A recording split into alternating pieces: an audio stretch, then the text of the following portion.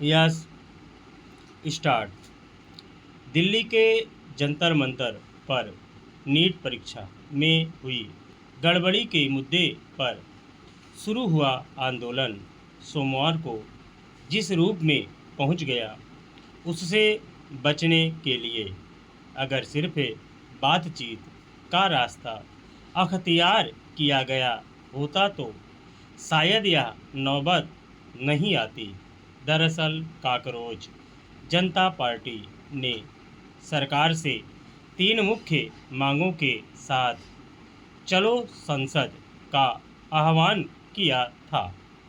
वहां बड़ी संख्या जमा हुए युवाओं को रोकने के लिए पुलिस और सुरक्षा बलों ने आंसू गैस के गोले दागे, बल प्रयोग किया, जिसमें कई युवाओं के घायल होने की खबर आई। इस रुख ने एक बार फिर देश की लोकतांत्रिक परंपरा और सरकार की नीतियों पर सवाल उठाने के नागरिकों के संवैधानिक अधिकारों पर चोट ही पहुंचाई है।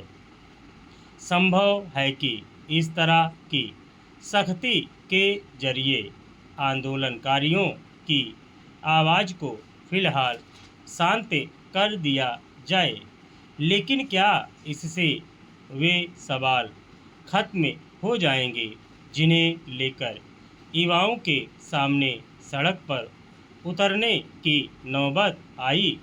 अगर सरकार की मंशा आंदोलनकारियों के मुद्दों को हंगामे की शोर में दफन करना नहीं है, तो क्या इसके लिए वक्त पर संवाद की पहल नहीं की जानी चाहिए थी?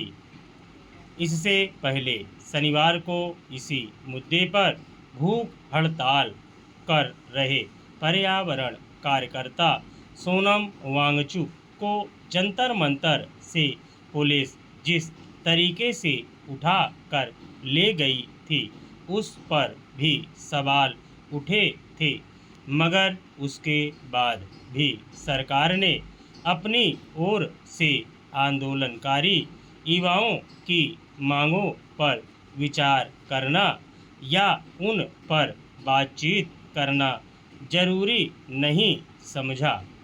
चलो संसद के आह्वान के बाद एक तरह से पहले से ही सब कुछ बिल्कुल स्पष्ट था कि सोमवार को जंतर मंतर पर होने वाला प्रदर्शन ज़्यादा जटिल स्वरूप भी अख्तियार कर सकता है।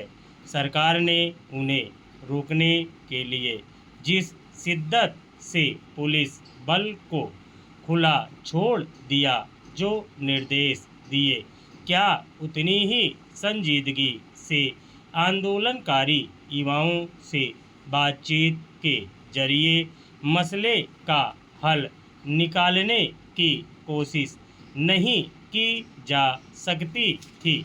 हालांकि हंगामे के बाद केंद्रीय मंत्री जेपी नड्डा से काकरोच जनता पार्टी के प्रतिनिधियों की मुलाकात हुई और उन्होंने अपनी मांगों से संबंधित एक पत्र उन्हें सौंपा, मगर यह समझना मुश्किल है कि आखिर सरकार ने किन वजहों से इस संदर्भ में शुरू से ही उदासीनता और उपेक्षा का रुख अपनाए रखा।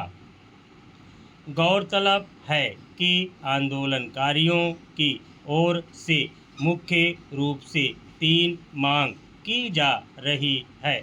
इसमें सोनम वांगचुक को अस्पताल से छुट्टी देने और उन पर कोई कार्रवाई न करने, केंद्रीय शिक्षा मंत्री धर्मेंद्र प्रधान का इस्तीफा या उन्हें बर्खास्त करने तथा नीट 2026 प्रश्न पत्र लीक होने के बाद आत्महत्या करने वाले विद्यार्थियों के परिजनों को एक एक करोड़ रुपए मुआवजा देने की मांग शामिल है। स्टॉप।